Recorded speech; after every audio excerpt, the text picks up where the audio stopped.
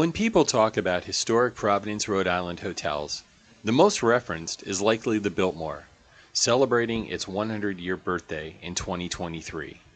The hotel still operates today, though in 2019 it was rebranded as the Graduate Hotel, but the iconic Biltmore sign high atop the building remains. But this story is not about the Biltmore, and while maybe not as famous, a few blocks away once stood the Crown Hotel.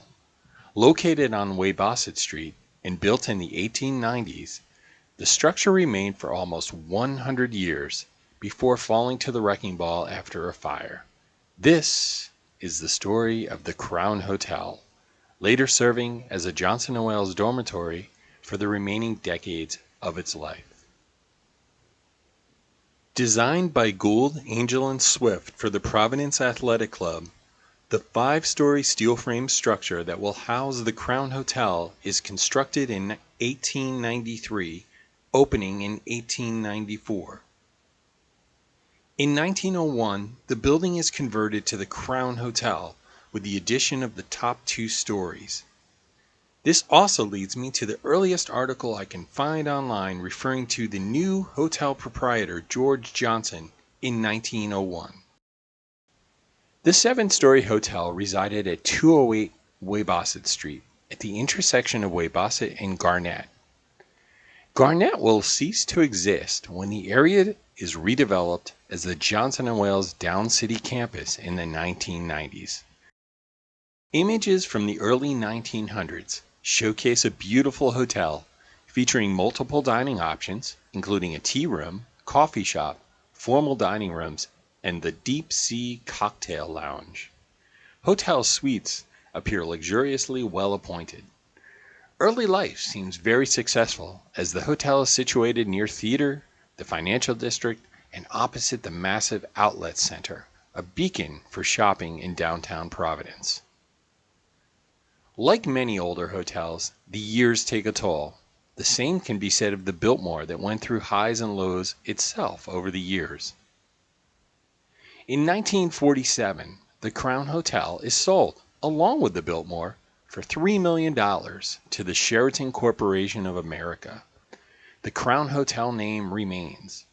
It would appear this did very little to aid the hotel, for just 3 years later, in 1950, the Newport Daily News reports the Crown Hotel will close its doors and indicates the hotel has been in receivership.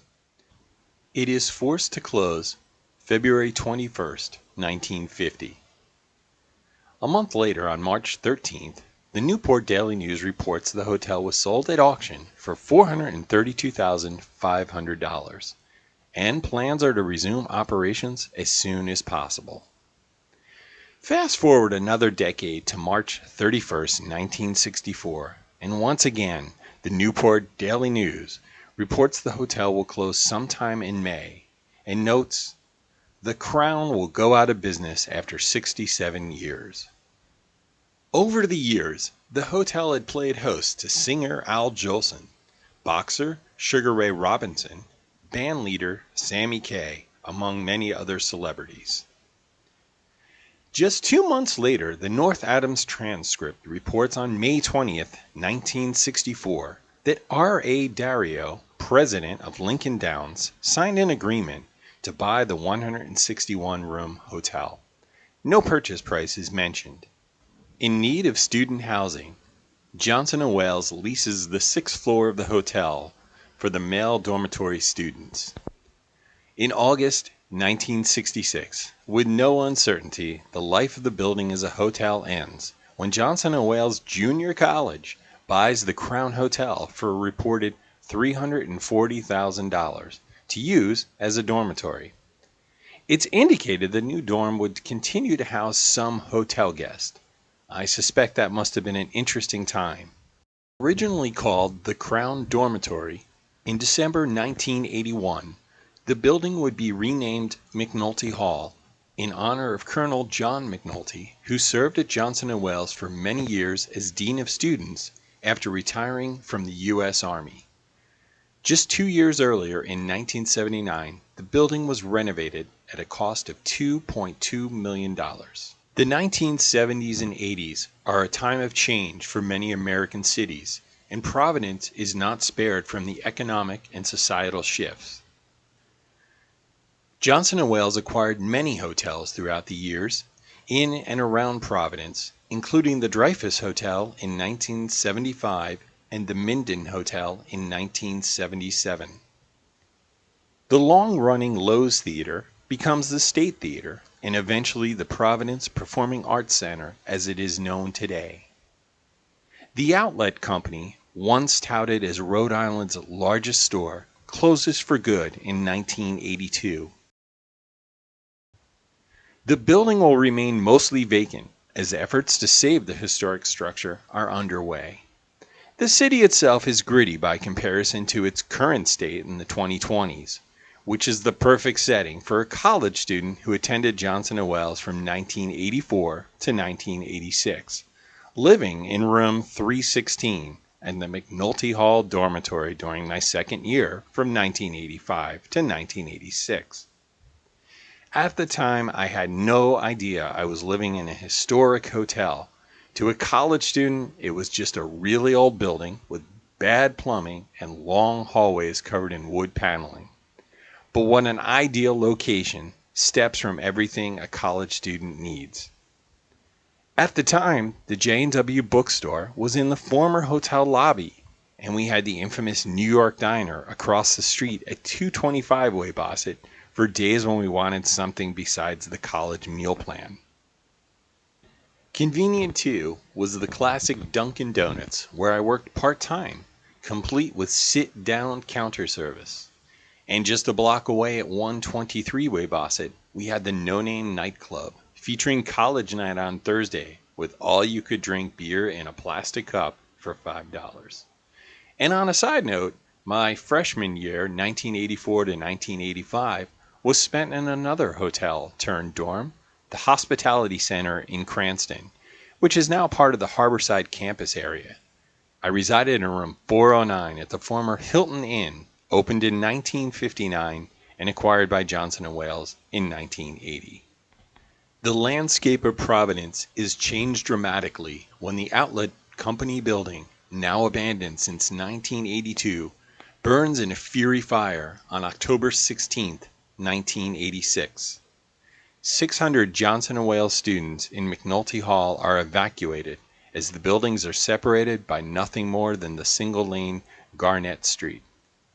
The massive structure is demolished in 1989, and soon after, the land is purchased by Johnson & Wales, now officially a university as of 1988. On September 4, 1992, fire strikes again, extensively damaging the rear of the 7-story McNulty Hall. The fire was deemed suspicious and under investigation. Fortunately, the building was vacant of any students at the time, as it was undergoing a multi-million-dollar renovation and was not intended to house students for the 1992-1993 season. In a Providence Journal report from July 22, 1992, just 6 weeks earlier, Christopher Del Sesto, Senior Vice President of Johnson & Wales, indicated one option being considered is demolition of McNulty Hall. Del Sesto further indicated the renovations threatened to cost several million over the several million already budgeted. With significant damage to McNulty Hall, in December 1992, then Executive Vice President John Bowen makes the difficult decision to demolish the hotel.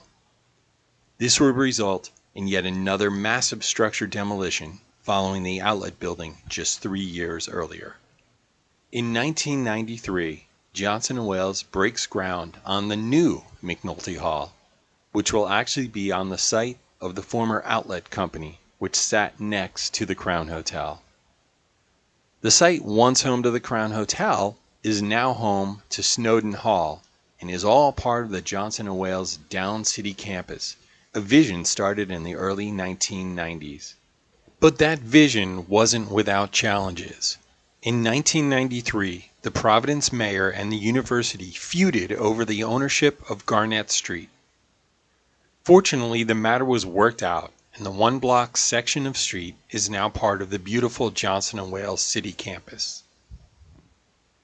Had McNulty Hall, aka the Crown Hotel, survived just one more year, it too would have made it to its 100th birthday, but fate had a different plan.